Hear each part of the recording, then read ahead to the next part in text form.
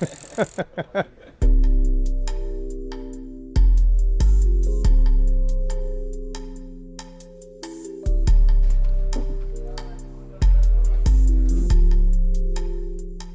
met in January at the Tour Down Under, and this is Mike Kluge. We were sitting in a coffee shop, so we thought we'd return to a coffee shop and have a chat about life.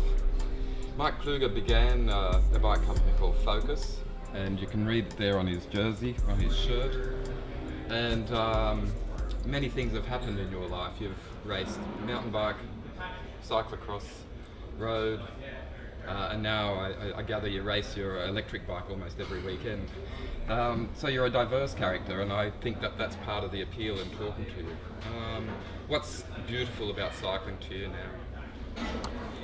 I mean, right now I have the not the pressure anymore, you know, like on training constantly and being permanent in shape, because of course your sponsors expect, you know, that you perform best, you win races, and right now I can take it a little bit more easy, and I'm actually enjoying riding even more right now. Yeah. I mean, especially with the e-bikes, it's like incredible. I don't have to train anymore that hard, but still going the same speed. So that's cool. And as a cyclocrosser, you would enjoy the thrill of bike handling. So I think that is why e-bike appeals to you. Is that right? Yes, and actually cyclocross was more or less the first thing what I did when I started cycling when I was like 15 years old. And I really enjoyed it. Of course, the cyclocross bikes at that time looked a little bit different. The tires have been like very thin. You know, today we have like 33mm tires. At that time it was like 25, 26. So you had to learn to ride very precisely, and you had also to learn to read the surface. If you didn't read and concentrate, you got a puncture and you're out. So cyclocross is actually really good to perform well with your line, you know, read exactly how to ride, and that helped me, of course, on the road as well as on mountain bike. Your cyclocross world titles, you had 2, didn't you? 3, yeah. 3? Yeah. All in the elite, is that right? No, 2 was amateur, like 85 and 87, and the last one was 92 and Leeds. And actually I wanted to become also in the pros, like 2 times world champion, what looked like pretty good. 1 year later in 93 I was in a leading position. I did bad dream the night before. I was leading in the race with 30 seconds, and after half of the race I was leading with 30 seconds. Shit, now I'm exactly in the position. And the dream, I saw people like, you're like yawning, you know, race is boring, he's like too far away. And I thought, stop thinking about it, you know, just continue, like finish the race, win, and then you can party. And then I got the problem with my rear derailleur. Actually, second, Dominique Arnaud, the French guy who became later world champion, and Wim de Vos from Holland, they passed me both. I had to organize things, I had to go in the technical zone, get my other bike. I passed them again. Then 600 meters to go, I was again leading with 15 seconds, and I thought, I made it. Same problem again. Both passed me again, and then I was like trying to catch them again, and Wim de Vos I caught, and Dominique Arnaud was like 25 meters in front of me. I became second. And in that moment, that case cyclocross was like finished for me. For me, I became like 2 times world champion. That was what I wanted to prove for myself, because cyclocross is like a pretty hard sport. Even it's only 1 hour, but because of weather situations, like you're riding in freezing temperatures, especially in Europe, you have to be 2 or 3 times on a bike and riding in that freezing weather, and I just couldn't do it anymore. Since that time I just enjoy like sun, and I'm not riding in the rain anymore, no. Okay. Beginning was cyclocross, and then of course, so what are you doing in the summer? Yeah, it's road racing, and basically I got very inspired. 77 Dietrich Thurau, he was 15 days in the yellow jersey. So of course Germany was crazy, you know, like all the news have been full of Dietrich Thurau, and that was actually the reason why I started to race. And yeah, of course also on the road, but the road was always like a little bit boring, you know. didn't happen too much, you know, like riding, sitting for 5, 6, 7 hours on your bicycle to wait for the sprint, and if you have the wrong team, you can just like watch, you know, what's happened there in front. I still enjoyed it, especially these downhill parts, you know, when you come over the pass and then like racing downhill.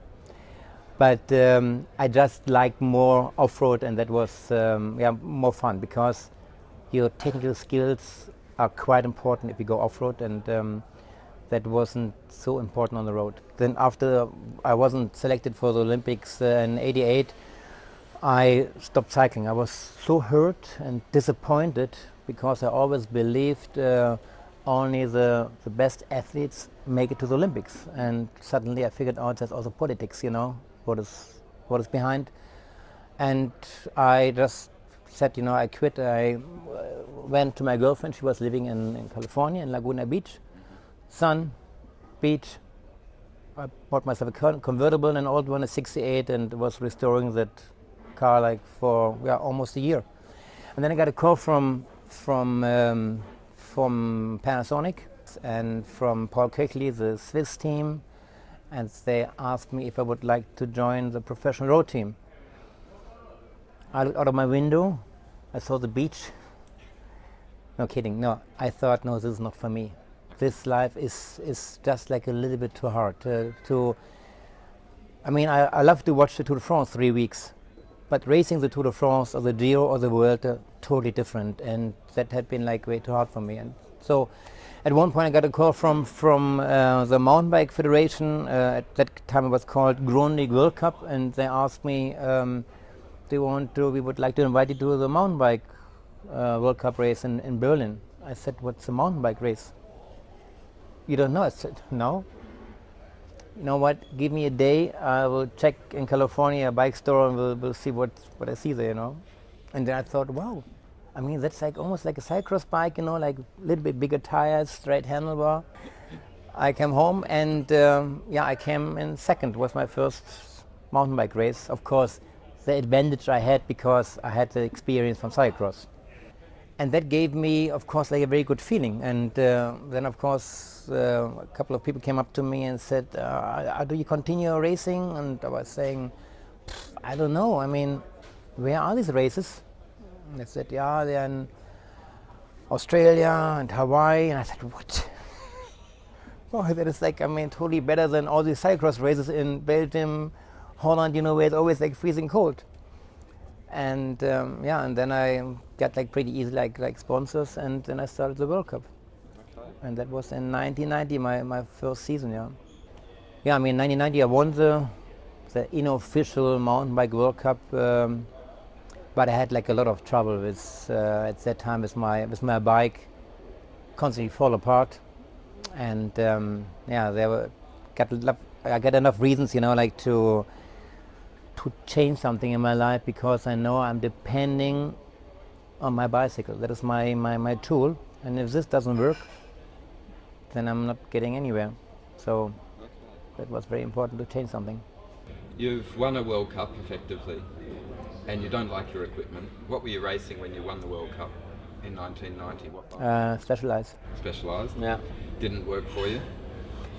Not at all. I mean, even I was still winning the World Cup, and on top I wasn't even getting paid. Mm-hmm. So that was, I mean, by the way, thank you, Specialized. You actually made me start this focus. Yeah, it was really, I mean, sometimes, you know, you always wonder, why did this happen to me?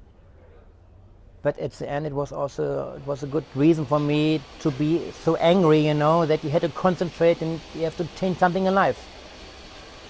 If you be in your comfort zone, you never, you know, really change something. But if you get really in a corner, then you have to concentrate and have to think, you know, like serious, what are you going to do now?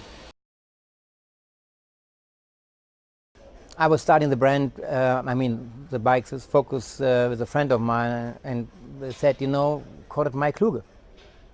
No, I mean, there's already like Eddie Merckx bike and Greg LeMond bike, and I mean, I don't want to compare myself with these guys, but I thought it must be something else. And then it was Christmas time, I was at home, and I had a camera in my hand, I was making pictures, and I saw always that the camera like sharpens like focus on the center of the object, and the frame is the center of the whole bike. And so I thought that it's maybe a good idea to call it bike focus. And then the whole trouble started, because the name focus was very like interesting for different other brands as well. There was a political magazine in Germany. They also had the name Focus, or still have the name.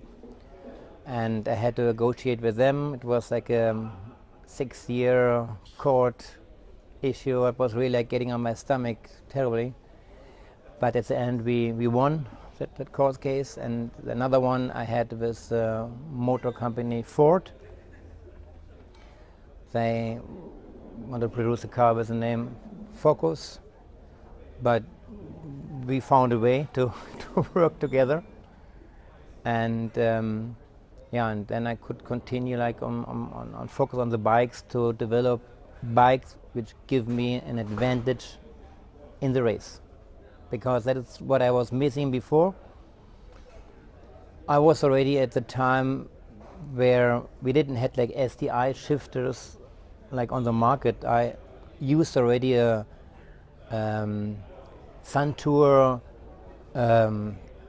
trekking bike shifter, what was like on the straight handlebar, and I moved it up to the handlebar, to the brake lever, and I could brake and shift at the same time. At that time, cyclocross, you know, you had to shift on the end of the handlebar. And I was also in '92. I was riding already with hydraulic rim brakes from Magura. It was a combination out of the HS22 Magura mountain bike brake and the brake lever from the road. So I was the last one, like in the last lap, I was the last one who had to brake. And of course I was the first one who came out of the corner. And sometimes I was also the first like crossing the finish line. So I thought that's cool, you know, if you get advantage out of your bike. I mean, training is hard, you have to be fit. You don't want to get injured, you don't want to get, you know, a cold whatsoever. It's very easy in the winter time. So at least I want to get the maximum out of my bicycle stuff on the road, on the cyclocross bike, as well on the mountain bike. I think I had a good common sense what is important and what helps, you know, getting the maximum out of the bike. Okay. And you enjoy product development, or you enjoy riding your bike? What's the thing? Both. I mean, I just love to be in my garage or to talk to our engineers. Of course, they come like from a totally different level, and I mean, they're really coming out a couple of really good ideas, and some of them don't make it, and some does. So. I mean, also the e-bikes, for example, so many ex-professionals, they would say, or they say, no way, I wouldn't ride with the e-bike.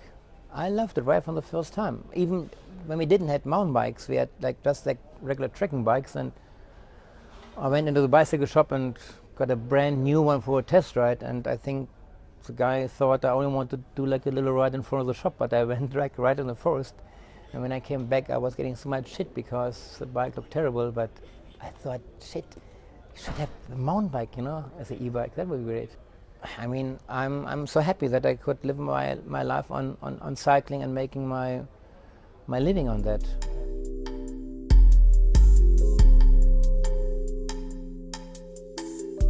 Ultimately, you can't escape the cycling world, can you? Yeah. What keeps you coming back?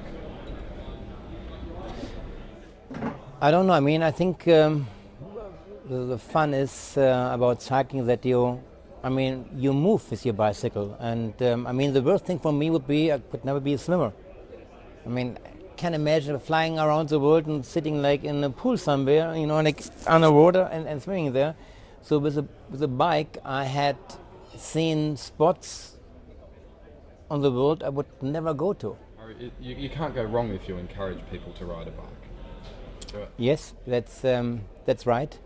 But in these days today, it's like pretty difficult to get young people on a bicycle, because I mean, to do the sport good, you have to have personality. I mean, it's hard. It's a hard sport, you know. And if you're not being strict on your training, and you're not doing the things you have to do, then you're immediately in the back. So it is a hard sport, but I also will say it also tells you a lot of lessons for your life, what you can use also like in your later life, also in your business as well. You sold Focus when? 2000, yeah. So by then we'd had the Festina affair, and the doping scandal, as we knew it to become, had already begun. Germany and cycling and doping, it's a big issue. It's a cultural reference point. In other words, it really revolted people in your country, didn't it? And Extreme. did that prompt you to have a look at your business model as well? Is it the doping that took you out of it? No.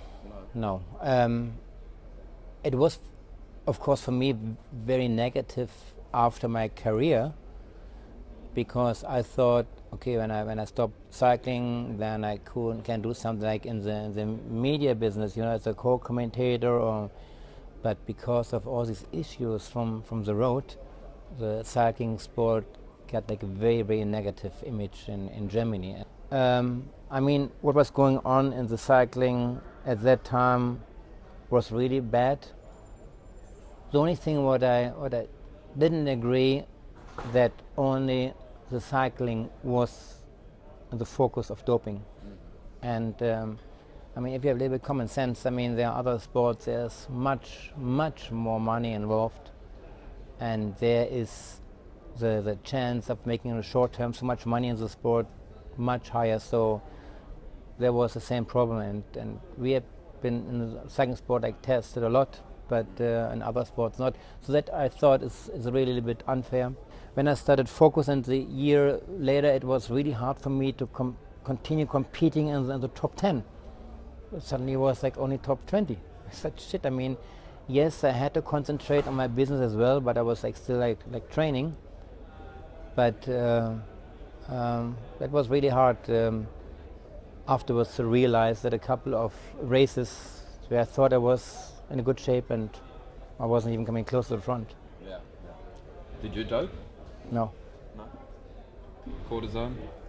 It was never a case, because I think it was because my parents really made me scared of drugs. I mean, either my mom, not my mom, my dad had been smoking or taking alcohol. So I was already raised up, that drugs is something negative, and that continued in the sport. I mean, it's only cycling that if I don't ask that question, I'm not doing the full interview. In tennis, you could talk about for 2 hours and never talk about doping. Yeah. In cycling, you have to raise it in the first 30 minutes. Unfortunately, yeah. What comes next? You're in your 50s now. It looks like you're riding your bike every day. Cycling is still an integral part of your life. You took a break from Focus, and now what's your role with the company? Can you explain? Brand development. So we had a couple of not good years with Focus. I'm back since 4 years, and I mean, I always checked what was going on with Focus. It's still my baby, and I just love to be again around and giving my ideas and my passion for cycling and for bikes and for details on bikes. And with the team what we have right now in Germany, it's really nice to continue with Focus, and we can really be proud right now with Focus that we have like a huge range of top bicycles. Whatever you look for on a bicycle market, we have a good product. We forgot I was also racing on the track as well. That's it. That also gave me a lot of knowledge for my bikes as well, because on the track you race with a very small, narrow bottom bracket to have a high spin. And when the mountain bikes came on the market, they had like, because of 3 chain rings and wire tires, it was like pretty wide. So you've been like riding like pretty open, and with that, in that style, you couldn't ride the high spin. So I changed already my bottom bracket like very narrow, so I was like could ride like very efficient. That also gave me a lot of benefit in the races, not because I was the strongest, but I took the best technique on my bike, and that gave me the benefit. Of course, you always think, how to optimize things. It was always, I mean, even with vacuum cleaner at home, it like makes me crazy if that thing is like stuck on the door frame. Why don't they design it,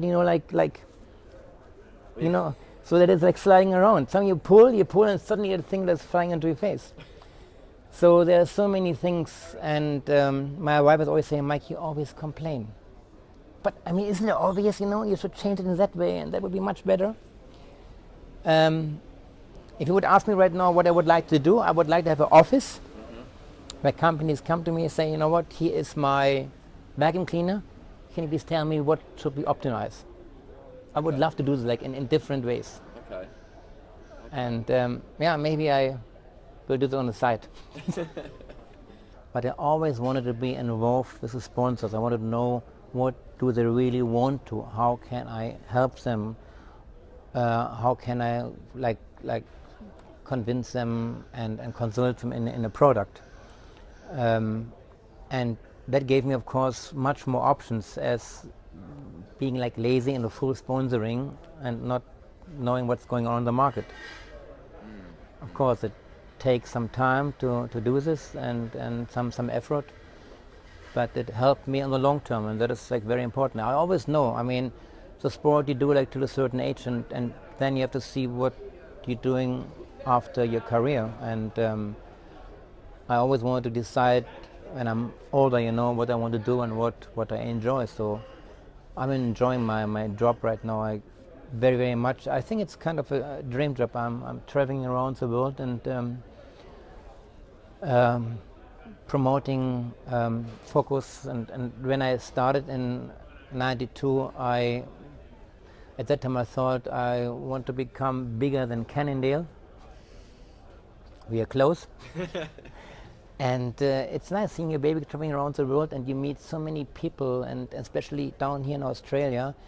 You mentioned I was here already at the beginning of the year, the tour down under, and when people talked to me, and I was getting like very specialized in things, and then they looked at me, and there was a moment where I said, who I am, and they said, wow, and I love focus, and it's like Germany, and I saw the passion was the people, especially down here in Australia, have for cycling. It was, I don't remember like getting this across from Germany, but down here in Australia, people are very passionate for cycling, and that's the reason why I love to come down again and being here right now.